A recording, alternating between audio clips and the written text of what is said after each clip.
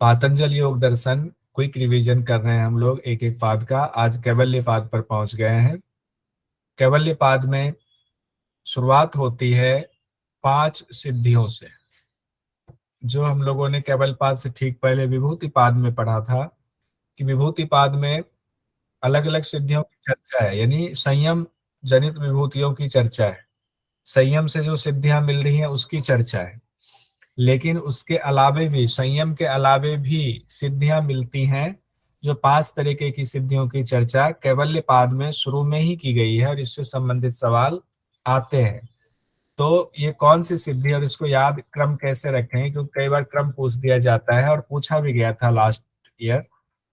तो इसमें है संयम के अलावे, धारणा ध्यान समाधि को संयम कहा गया है। धारणा ध्यान समाधि के अलावे जो सिद्धियां हैं वो है जन्म, औषधि, मंत्र, तप और समाधि। जन्म, औषधि, मंत्र, तप और समाधि, इसको याद करने की जरूरत ऐसे नहीं है, ट्रिक है इसका याद करने का, जो कि ट्रिक हम लोग पहले चर्चा कर चुके हैं। एक बार उस ट्रिक को पहले फिर से देखते हैं।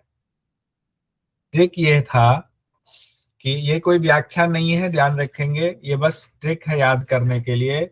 आसानी से याद हो जाता है कि सबसे पहले क्या होता है, बच्चे का जन्म होता है, नहीं हम जब धरती पर आए तो हमारा जन्म हुआ।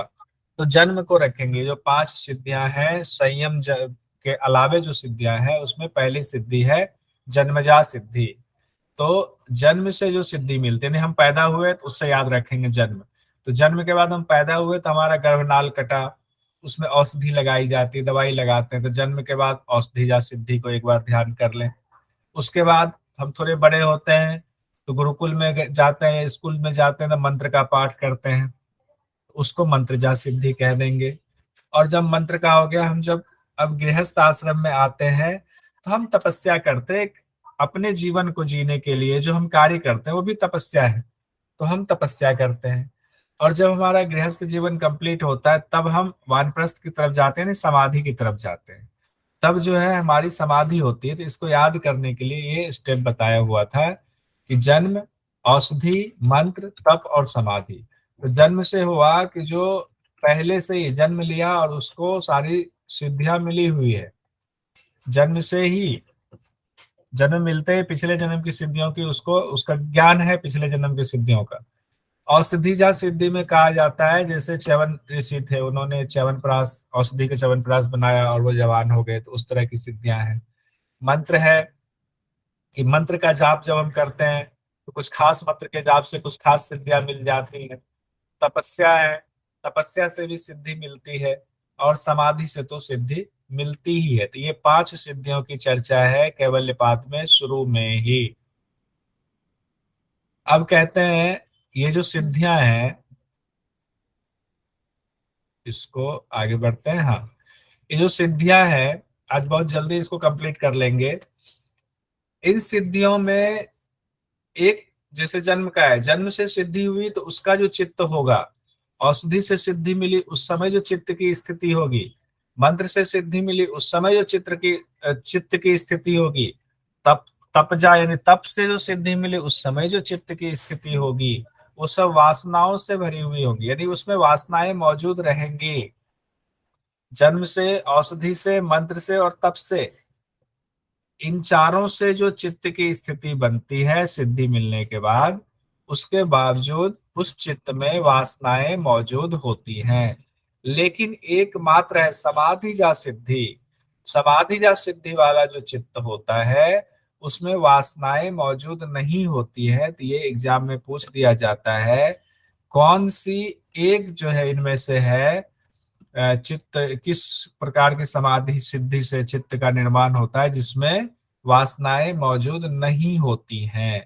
तो वो हमारा होगा समाधि जा सिद्धि वाला चित्त, वासनाओं से रहित होता है। लेकिन ध्यान रखिएगा, अगर समाधि की जगह पर ध्यान दे दिया तो भी हम ध्यान को लगाएंगे, क्योंकि ध्यान से हम समाधि की तरफ बढ़ते हैं। कई बार समाधि ना दे करके ध्यान दे दिया जाता है तो ध्यान पर हम टिक लगाएंगे, कंफ्यूज नहीं होंगे। समाधि और ध्यान दोनों नहीं देगा। अगर मान लीजिए दे दिया फिर तो समाधि अप्रोप्रिएट है, फिर हम समाधि पर ही टिक लगाएंगे। इसको दूसरी तरह से कर सकते हैं, ध्यान से उत्पन्न होने वाला चित्त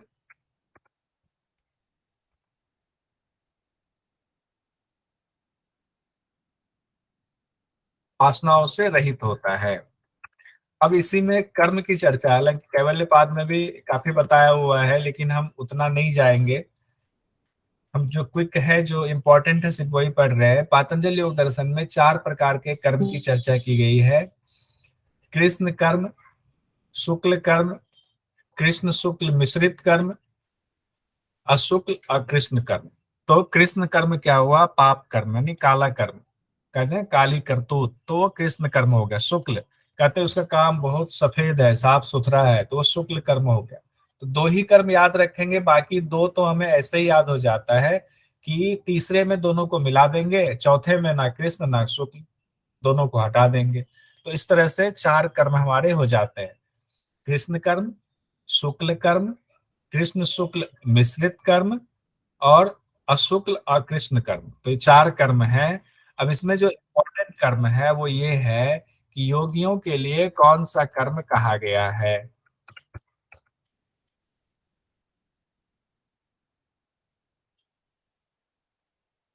तो योगियों के लिए कौन सा कर्म कहा गया है, बताइए आप लोग।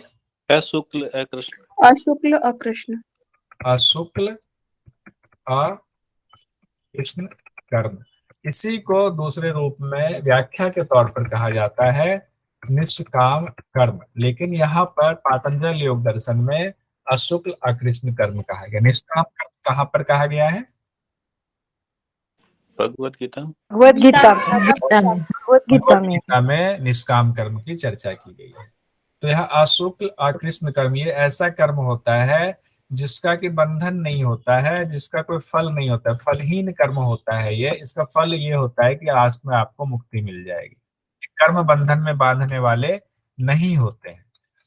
उसके बाद कहा गया है कि महर्षि पतंजलि बता रहे हैं, सवाल जैसे कि सवाल जवाब के लहजे में अगर हम जाएं कि चित्त में वासना कब से मौजूद है। आपके मन में ये सवाल आ सकता है कि चित्त में वासना को खत्म कर दिया, एक बार मुक्त हो गए, फिर आ जाता है, कैसे ये जो है प्रकृति पुरुष का मेल हो जाता है। उसी क्रम में महर्षि पतंजलि कहते हैं कि चित्त में वासना अनादिकाल से मौजूद है। चित्त में वासना अनादिकाल से मौजूद है, मतलब उसकी गणना नहीं की जा सकती, उसका कोई काल नहीं बताया जा सकता है एक बार में कि हाँ 10 साल पहले से मौजूद है, 20 साल पहले से मौजूद है। चित्त में वासना अनादिकाल से मौजूद है। अब कहते हैं चित्त की में जो वासनाएं मौजूद हैं उनका अंत कैसे हो, क्योंकि अंत होगा उन वासनाओं का तभी जो है कर्म रुकेंगे, और कर्म रुकेंगे तभी जो है हमारे जो है कर्म रुकेंगे इन द सेंस की निष्काम कर्म की स्थिति होगी, वासनाएं हटेंगी तभी अशुक्ल अकृष्ण कर्म होंगे, तभी जो है हमें हमारा चित्त वृत्तियों का निरोध होगा, फिर जो है हमें समाधि मिलेगी। ऐसे तो मिलेगी नहीं। कहते हैं वासनाओं का अंत कैसे हो, तो उस पर महर्षि पतंजलि कहते हैं वासनाओं का अंत जानने से पहले ये जान लो कि वासनाओं जो है उसका उसके बारे में थोड़ी सी और जानकारी दे रहे हैं। हेतु, फल, आश्रय और आलंबन, इनमें वासनाओं के संग्रहित रहने की वजह से जब इन चारों का अभाव होगा तभी वासनाओं का भी अभाव होगा। तो वासनाओं का अभाव के बारे में विधि तो बता रहे हैं कि कब होगा, तो उससे पहले 4 चीजें बता रहे हैं। कह रहे हेतु, फल, आश्रय और आलंबन। इसमें वासनाएं जो है, ये चारों बॉक्स है, इन बॉक्स में वासनाएं भरी हुई है। अब जो इन बक्सों में वासनाएं भरी हुई है तो इनको पहले खत्म करेंगे तभी तो खत्म होगा। जब हेतु, फल, आश्रय और आलंबन खत्म होगा तब जो है वासना अपने आप, बक्सा खत्म तो पैसा रखने की जगह ही नहीं बची। तो कहते हैं हेतु क्या होता है, तो हेतु कहता है कि जैसे क्लेश और कर्म है, इसको हेतु कहा गया। यानी पंच क्लेश, क्लेश मतलब 5 क्लेश, और कर्म जो है 4 कर्म बताए गए हैं, तो उसमें भी अकृष्ण अशुक्ल कर्म को छोड़कर, क्योंकि अकृष्ण अशुक्ल कर्म जो है हेतु में नहीं आएगा। योगियों का कर्म उसको छोड़ेंगे तभी तो इस कर्म पे पहुंचेंगे। उसका फल कहा गया कि हेतु जो हम कर रहे हैं, हेतु की वजह से फल मिलता है, यानी क्लेश हो और कर्म हो, इनको मिला करके क्या होता है, वासनाओं का फल मिलता है हमें। तो हेतु जो है वासनाओं की जड़ को हेतु कहते हैं। तो वासनाओं का फल क्या होगा, वासनाओं की जड़ की वजह से हम क्लेश हुआ, फिर क्लेश हुआ तो कर्म हमने किया, फिर कर्म किया तो उसका फल मिला। तो फल में क्या मिलता है, महर्षि पतंजलि फल में छोटी मोटी फल ना बता करके सबको एक साथ समाहित करते हुए कहते हैं कि वासनाओं का फल जाति, आयु और भोग होता है। हम लोगों ने पहले पढ़ा हुआ है, जाति, आयु और भोग होता है। यानी कि आप कीट पतंग में पैदा हो रहे हैं, इंसान में पैदा हो रहे हैं, जानवर में पैदा हो रहे हैं, इसको जाति कहा गया। आयु, जितनी जिंदगी आप जीते हैं आयु है, और भोग, सुख या दुख दोनों ही भोग है।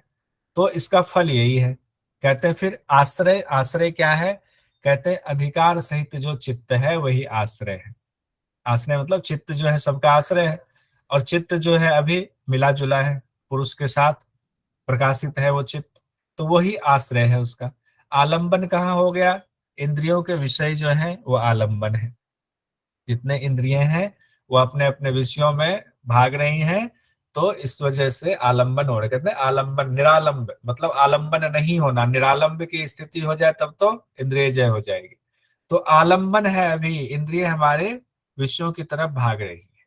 तो ये चार चीजों का, जब ये चारों बक्से को जब हम खत्म कर देंगे, तब जो है वासनाओं का अभाव होगा। अब कहते हैं कि महर्षि पतंजलि, हे महर्षि पतंजलि ये बताए कि ये जो चारों बक्सा है हमारा, हेतु, फल, आश्रय और आलम्बन वाला, जिनमें वासनाएं जो है संग्रहित रहती है, वासनाएं जिसमें कि हमने बंद करके रखा हुआ ताला लगा करके, वो कैसे खत्म होगा, इसका अंत कैसे होगा, इन चारों बक्सा को हम कैसे जलाएंगे? तो अब महर्षि पतंजलि बीच में काफी इसको और समझाया हुआ है, लेकिन हमने चूंकि क्विक रिवीजन करना है तो हम सीधे इसके उपाय पर पहुंच गए हुए हैं। बीच में हमने कई चीजों को हटाया हुआ है, इंपॉर्टेंट सिर्फ लिया हुआ है। कहते हैं इसका अंत कैसे हो, तो हानम एशाम क्लेशवत उत्तम। कहते हैं इन संस्कारों का नाश कैसे होगा, कि क्लेशों की तरह ही इनका भी नाश होगा। तो क्लेशों की तरह कैसे होगा? क्लेश का नाश कैसे बताया गया था? तो क्लेश के नाश में कहा गया था कि क्रिया योग से पहले क्लेशों को तनु करेंगे।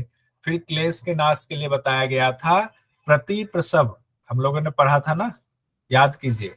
पहले क्रिया योग से तनु करेंगे, मतलब उसको पतला कर देंगे, मार मार कर लाठी डंडे से बेहोश कर देंगे, और जब बेहोश हो जाएगा तब उस पर सीधे परमाणु बम से अटैक कर देंगे। तो प्रति प्रसव, प्रति प्रसव की क्रिया हम लोगों ने उस दिन जाना था, जब इससे पहले वाली क्लास में। तो प्रति प्रसव के द्वारा, अब क्या कहते हैं, अष्टांग योग के अभ्यास से विवेक ज्ञान की प्राप्ति कर भी इसका नाश किया जा सकता है। तो अब इन चारों बक्से को जो हम जलाएंगे, इसको डिस्पोजल कर देंगे, तो चारों बक्सा जिसमें वासनाएं भरी पड़ी हैं, तो उसके तो एक उपाय प्रति प्रसव भी कहा गया है। अब कहते हैं प्रति प्रसव है, ठीक है, प्रति प्रसव तो एक शब्द आपने कहा, वो तो एक क्रिया है, लेकिन अष्टांग योग का अभ्यास, कई लोग कहते हैं, अभी जैसे हम लोगों ने पढ़ा था व्याख्या में, विद्वान लोग शायद इन्हीं वजह से व्याख्या उन्होंने किया हुआ है कि योगियों की तीन श्रेणी है, मृदु, मध्य और अधिमात्र। और अगर उसको दूसरे शब्दों में कहें तो उच्च श्रेणी का, मध्यम श्रेणी का, निम्न श्रेणी का।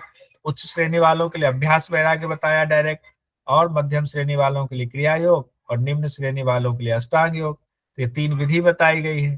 तो अष्टांग योग से क्या होगा, ज्ञान योग, विवेक ज्ञान की प्राप्ति होती है, ये भी क्वेश्चन में आता है। अष्टांग योग के अभ्यास से क्या होता है, विवेक ज्ञान की प्राप्ति होती है। कहते हैं विवेक ज्ञान की प्राप्ति करके भी धीरे धीरे फिर हम चारों बक्से को खत्म कर सकते हैं। कौन से चारों बक्सों को खत्म कर सकते हैं? तो हेतु, फल, आश्रय और आलंबन वाला जो हमारा संग्रह वाला बक्सा है वासनाओं का, जहां पे जमा किया हुआ है हमने, उसका।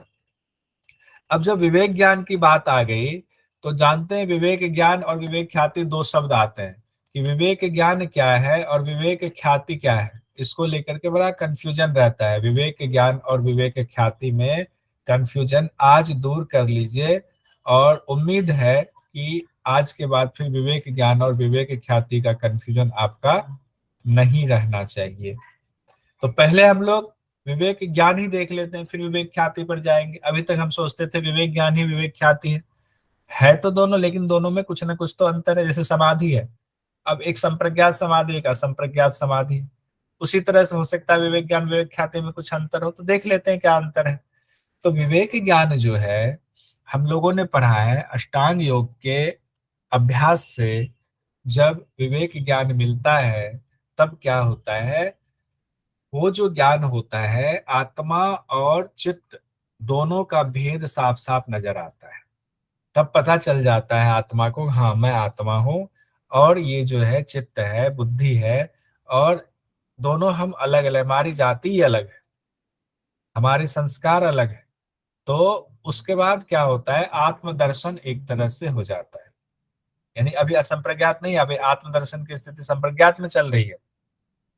तो योगी की आत्मा के बारे में, जैसे अभी हमारे आपके मन में आत्मा के बारे में 50 जिज्ञासा है कि आत्मा कैसी होती होगी, आत्मा कितनी बड़ी होती है। कई बार सुना हुआ है किसी ने जो है आत्मा का वजन नाप लिया है, 21 ग्राम होता है।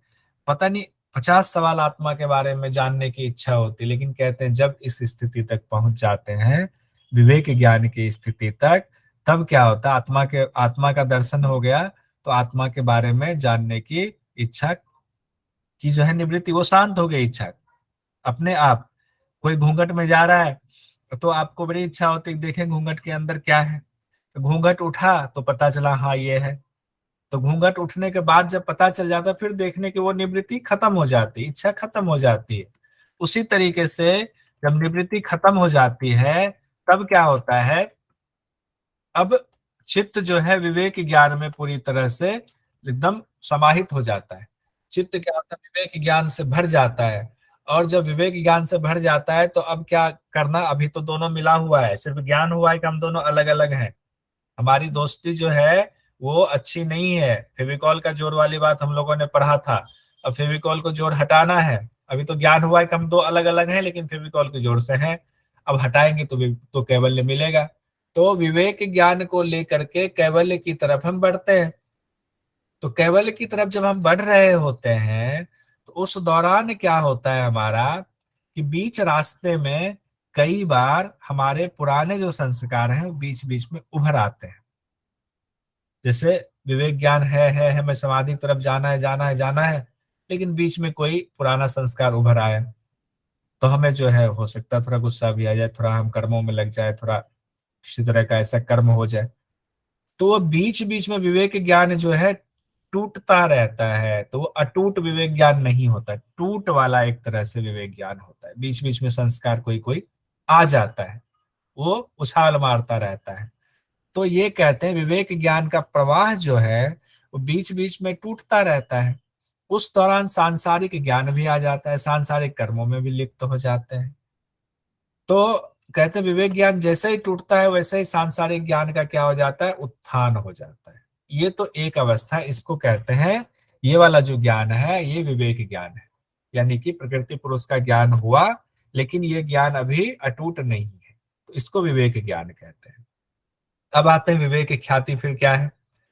अब कहते हैं सिंपल सा अगर एक लाइन में समझ लें, तो अटूट विवेक ज्ञान, जब विवेक ज्ञान ख्याति हो गया, एकदम ख्याति हो गया, अब जो है उसमें कोई टूट है ही नहीं, तो विवेक जो है पूरा फैल गया, ख्याति हो गई, पूरी दुनिया में आपकी ख्याति फैल गई, तो अब कहीं बचा ही नहीं आपकी ख्याति फैलने के लिए।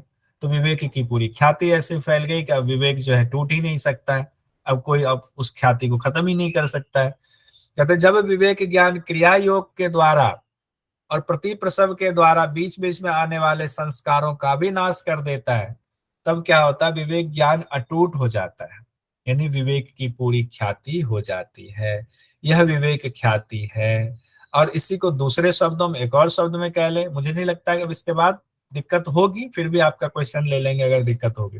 दूसरे शब्दों में कहें तो जब विवेक ज्ञान से भी वैराग्य हो जाए, यानी कि विवेक ख्याति जो है वो पूरा फैल गया, तो जब फैल जाएगा पूरा विवेक जो है, ऐसा फैल गया कि अब तो आत्मा अलग, चित्त अलग, तो अब क्या, अब तो उस ज्ञान से भी वैराग्य होना शुरू हो जाएगा। हालांकि जब ज्ञान से भी वैराग्य हो जाएगा तो उसकी अलग अवस्था बताई गई है कि जब सर्वथा विवेक ख्याति हो जाती है और ज्ञान से पूरी तरह से वैराग्य हो जाता है, तब उसको कहते हैं, एक अलग स्थिति होती है, आती है, उसको धर्ममेघ समाधि की स्थिति कहते हैं। विवेक ख्याति का जो फाइनल रिजल्ट है, विवेक ख्याति के बाद जो एक प्रोडक्ट तैयार हुआ, वो धर्ममेघ समाधि का प्रोडक्ट तैयार हुआ। ये 29 नंबर का कैवल्यपाद का ये सूत्र है, बहुत इंपॉर्टेंट है, इसलिए सूत्र संख्या याद कर लीजिएगा। धर्ममेघ समाधि सूत्र संख्या 29 में है। अच्छा, कैवल्यपाद में कितने सूत्र हैं? 34 34 29 तक। तो देखिए 29 तक हम पहुंच गए। 29 में धार्मिक समाधि हमारी पहुंच गई है यहाँ तक। तो अब इसके बाद थोड़ा सा ही बचा हुआ है, इसका मतलब अब कैवल्य होने ही वाला है। तो पहले तो ये बताइए कि विवेक ज्ञान और विवेक ख्याति का अंतर स्पष्ट हुआ या नहीं। कि जैसे मान लीजिए कि सपोज कीजिए कि अभी जो है गुलशन जी पढ़ा रहे, बहुत अच्छा पढ़ाते हैं, एक दो इंस्टीट्यूट वाला जानता है कि गुलशन जी बहुत अच्छा पढ़ाते हैं, और अगर गुलशन जी बहुत अच्छा पढ़ाते हैं ये पूरी दुनिया जान जाए, कोई ऐसा आदमी ना हो जो ऐसा ना हो जो ना जानता हो, तो उनकी ख्याति फैल गई। अभी जो है गुलशन जी वही है, उनके पढ़ाने का स्टाइल वही है, लेकिन क्या है कि अभी पूरी दुनिया उनको नहीं जान रही है। अभी बीच बीच में टूट वाली स्थिति है, कुछ चार आदमी जान रहे, चार आदमी में संशय है, फिर चार आदमी कहेंगे अच्छा पढ़ा, चार आदमी कहेंगे अरे नहीं ये तो कमियां है। लेकिन जब सब कहे कि नहीं अब कोई कमी नहीं, नहीं नहीं पूरी दुनिया कह दिया, ठीक है। अब धारणा और ध्यान में जो अंतर है ना, एक तरह से समझ लें मिलता जुलता है। सर जैसे सेम ही अंतर है सर, हाँ, सेम ही डेफिनेशन यहाँ भी हो जाएगी कि सेम ही है। धारणा अगर कंटिन्यूअस अटूट चलती रहती है तो वो ध्यान हो जाती है, वही विवेक ज्ञान अगर कंटिन्यूअस चलती रहती है तो वो विवेक ख्याति हो जाती है। हाँ, तो उसमें क्या धारणा ध्यान में क्या कहा गया है, एक तानता। एक तानता हो गया, अगर धारणा एक तानता हो गया ध्यान हो गया, वैसे विवेक ज्ञान एक तानता हो गया तो विवेक ख्याति हो गया। अब देखिए बहुत बहुत इंपॉर्टेंट ये है धार्मिक समाधि वाला जो मैं कह रहा था, कि धार्मिक समाधि 29 नंबर के सूत्र में है कैवल्यपाद में, और 30 नंबर में है, ये कहा गया है कि मान लीजिए आपको धार्मिक समाधि मिल गई तो अब होगा क्या। इससे संबंधित सवाल पूछा जाता है कि अभी जो है रेखा जी को धार्मिक समाधि की स्थिति तक पहुंच गई तो क्या होगा। तो कहते हैं ततः क्लेश कर्म निवृत्ति, क्लेश कर्म की निवृत्ति हो जाएगी। क्लेश क्लेश की भी निवृत्ति हो जाएगी, कर्म की भी निवृत्ति हो जाएगी। तो कहते हैं क्लेश और कर्मों की जब निवृत्ति हो जाएगी तब जा करके आगे की स्थिति फिर क्या होगी उसको देखते हैं। ये बहुत इंपॉर्टेंट है, लेकिन उससे पहले कुछ सवाल पूछा गया वो देख लीजिए। योग सूत्र के अनुसार क्लेश व कर्म की निवृत्ति का उपाय है, इस तरह से क्वेश्चन आया हुआ है। वो क्वेश्चन आपके सामने है, एक बार देखिए। ऋतंभरा प्रज्ञा, उसके बाद कहा गया है धर्ममेघ समाधि, फिर कहा गया है निर्वितर्क समाधि और निर्विचार समाधि। रेखा उराव जी बताइए। यस सर, धर्मिक समाधि होगा। हाँ, ध्रुव जी ने भी कहा धर्ममेघ समाधि। क्लेश व कर्म की निवृत्ति, मन ही मन 3 से 4 बार जो है रिपीट करिए। इसी सवाल को दूसरे तरीके से पलट के पूछा जाता है कि धर्ममेघ समाधि से क्या होता है। तो अब धर्ममेघ समाधि से क्या होगा, उसमें 4 ऑप्शन है, क्लेश की निवृत्ति, कर्मों की निवृत्ति, समाधि की निवृत्ति। तो ये आपको सपोज कीजिए कूट में दे दिया, तो है तो अलग अलग, अगर कूट में देगा तो दो एक साथ होगा, पहला और दूसरा आंसर होगा क्लेश और कर्मों की निवृत्ति। ये पूछा गया है अलग अलग तरीके से, इसीलिए दोनों साल के सवाल हमने ला करके रख दिया। अब कहते हैं क्लेश कर्म की निवृत्ति हो गई, मान लीजिए अब क्लेश कर्म की निवृत्ति हो गई तो क्या होगा, क्लेश कर्म की निवृत्ति होने से भी तो कुछ होता होगा। तो कहते हैं सब प्रकार के आवरण, अब जो आवरण मतलब किस पे आवरण था, उस आत्मा पे आवरण था, उस दृष्टा पे आवरण था। दृष्टा ने आवरण ओढ़ रखा था, इस प्रकृति का आवरण ओढ़ रखा था, सतरज तम का आवरण ओढ़ रखा था, उसके बाद महत तत्व का, फिर तो तत्वों के अंबार लग गए थे, उसका आवरण ओढ़ रखा था। तो जैसे क्लेश और कर्म की निवृत्ति होती है, वो आवरण जो कि मल रूप में है वो आवरण हट जाते हैं। कहते हैं तब क्या होता है, ज्ञान सीमा रहित हो जाता है। अब जानने के लिए नहीं के बराबर चीजें बच जाती है।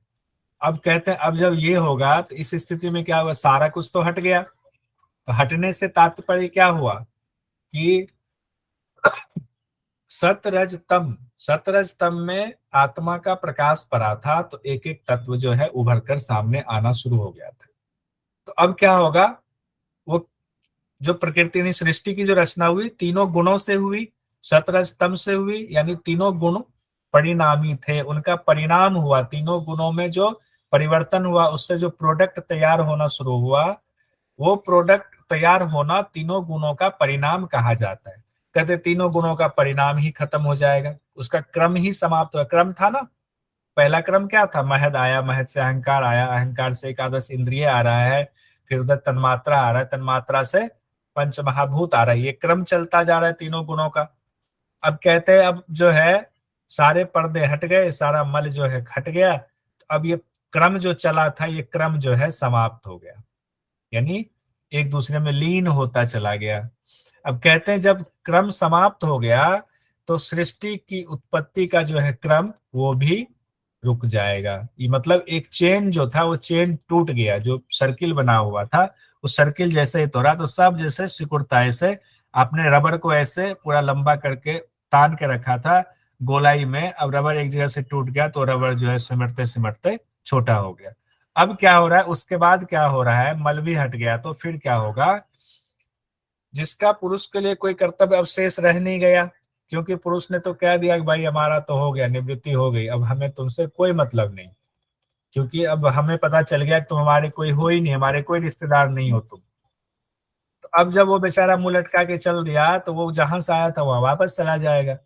वो मूल प्रकृति से आया था, मूल प्रकृति का 3 गुण था सतरजतम, सब कुछ गुण में लीन हो गया, अब गुण जो है वो मूल प्रकृति में लीन हो ये जाए। सर ये 3 गुण उत्पन्न तो प्रकृति के संयोग में आने से हुआ था ना? नहीं, प्रकृति कोई एक चीज का इसमें कहीं दिखाया नहीं गया है। उसका कारण ये बेसिकली सर जब पुरुष का प्रकृति से संयोग होता है तभी ये 3 गुण उत्पन्न होते हैं ना? नहीं नहीं नहीं नहीं, ऐसा नहीं है। ये तो इसका 3 सर क्लियर करेंगे? प्रकृति अपने 3 गुणों से, इसको फिर से समझिए, ये बहुत अच्छा सवाल है कि प्रकृति से उत्पन्न होकर के प्रकृति से पर प्रकाश पड़ा तब ये 3 गुण उत्पन्न हुए, या 3 गुण इस 3 गुणों ने प्रकृति को पकड़, उसको पुरुष को पकड़ लिया। तो तीनों गुणों से, यानी प्रकृति जो है अपने 3 गुणों से आत्मा यानी कि उस दृष्टा को मोहने की कोशिश करता है। तो कैसे करता है, सतगुण जो है अपने, उसके जो गुण है सतगुण के भी जो उसका स्थिति होती है कि वो प्रकाशक है, वो जो है बड़ा अच्छा होता है, उससे मोहता है। और जो है रजोगुण जो है अपनी चंचलता से मोहता है, तमोगुण जो है अपने तरीके से मोहता है। तो तीनों गुण जो है उसको मोहित करता है, उसके बाद जो है वो उस पर प्रकाश पड़ता है तो बाकी चीजें उत्पन्न होनी शुरू होती है। क्लियर है सर। ठीक है, यही क्रम है। यस। अब यहाँ हमारा कैवल्य पाद को हमने जितनी जल्दी हो सकता था, क्योंकि एग्जाम का डेट बहुत नजदीक आ गया है, तो हमने इसको संपन्न कर दिया।